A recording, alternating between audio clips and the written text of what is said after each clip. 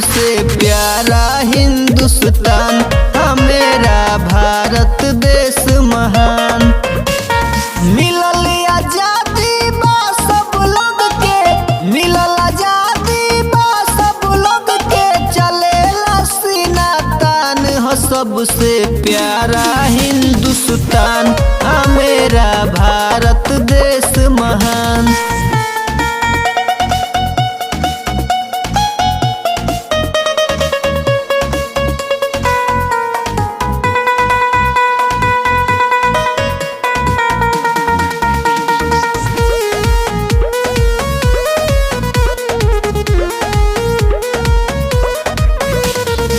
जे कश्मीर पे आँख दिखाई ओकर आँख निकल जाई, ओकर आँख निकल जाई। देशद्रोही में हाथ जे बटाई ओके ना बख्शल जाई, ओके ना बख्शल जाई। जे कश्मीर पे आँख दिखाई ओकर आँख निकल जाई।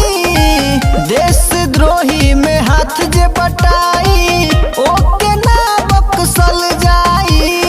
ना कबो झुकल ना कबो झुकी, ना कबो झुकल ना कबो झुकी, लहरी तिरंगा निशान हो सबसे प्यारा हिंदुस्तान, मेरा भारत देश महान।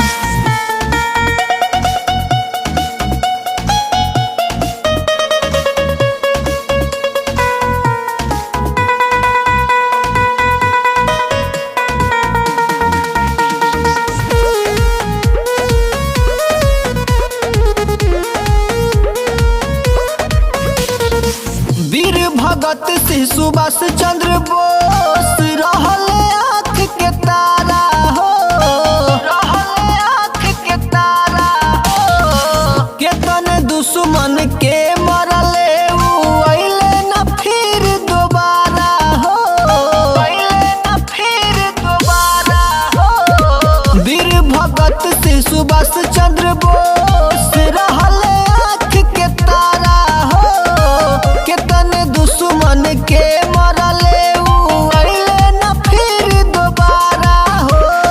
भीमराव अम्बेडकर साहब, भीमराव अम्बेडकर साहब लिख गइले संविधान हो सबसे प्यारा हिंदुस्तान,